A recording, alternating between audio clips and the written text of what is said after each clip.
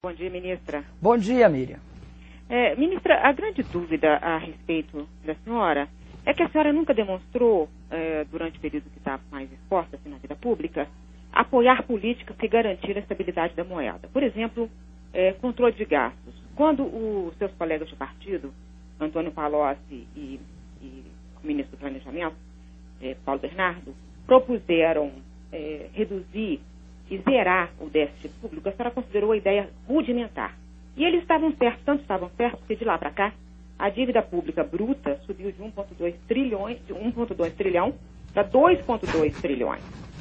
E agora a senhora tem defendido estabilidade da moeda, tem defendido políticas restritivas, fiscais e monetárias.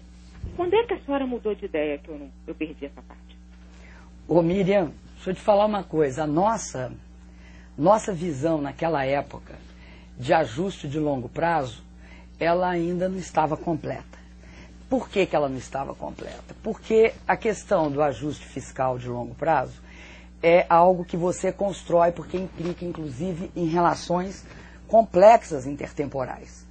Exemplo, nós mantivemos sempre a trajetória e perseguimos isso. Aliás, eu queria te esclarecer, eu sou integrante da Junta Orçamentária. Todos os cortes de gastos aprovados por esse governo, em 2005, 2006, 7, 8, 9, foi aprovado, e no início de 10, com o meu acordo. Todos os superávites primários e as metas do superávit primário foram aprovadas com o meu acordo. Aliás, o programa de aceleração do crescimento mostra, da nossa parte, uma maturidade maior. Porque eu não posso prever um plano de ajuste fiscal de longo prazo em que o PIB começa mais alto e acaba mais baixo. É o inverso. Eu tenho de prever um plano de ajuste fiscal de longo prazo em que o PIB começa mais baixo e passa por um patamar mais alto. Porque o próprio plano de ajuste fiscal é um fator de elevação do nível de crescimento da economia. No meu caso, do PAC, não está sendo respondida. Mas eu estou tentando, viu, Miriam? Estou fazendo o melhor dos meus esforços para te responder. Então, no caso do PAC, por exemplo, nós trabalhamos com metas de superávit primário, de queda do déficit nominal e de taxa de juro. Tanto é assim que foi só porque o valor do PAC, vamos supor, o primeiro valor, 500 e poucos bilhões, era consistente com essa trajetória que a gente queria de queda do endividamento, e você há de convir comigo, que o único governo nos últimos anos que perseguiu queda sistemática do endividamento foi o governo do presidente Lula. Ministra, que perseguiu queda sistemática de déficit nominal. É isso que é ajuste fiscal de longo prazo, Miriam. Ministra, a dívida pública cresceu. Você está falando a bruta, né, Miriam? A bruta, que é a mais importante. É a mais importante, até porque na líquida então, vamos discutir por que a dívida bruta cresceu. Deixa eu terminar minha pergunta. Pelo contrário, o governo Lula, a partir do momento que a senhora assume, e a partir do momento que o ministro Palocci sai, ele começa a aumentar muito os gastos públicos.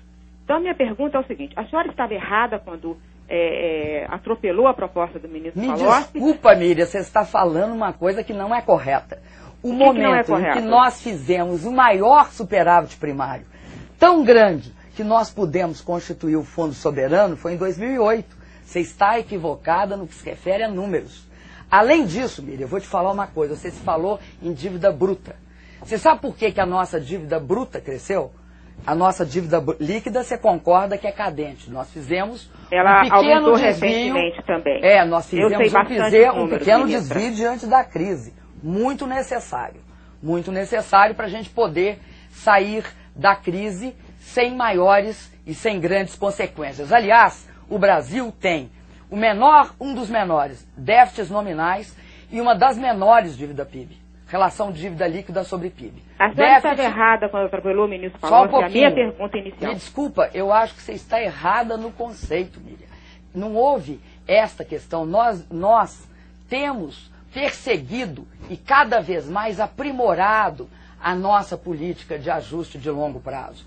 Tanto é assim que no caso da dívida bruta, as razões pelas quais ela cresce são o fato da gente ter construído 250 bilhões de dólares de reserva, e você sabe tão bem quanto eu, se eu quiser diminuir a dívida, eu posso, as reservas têm liquidez imediata.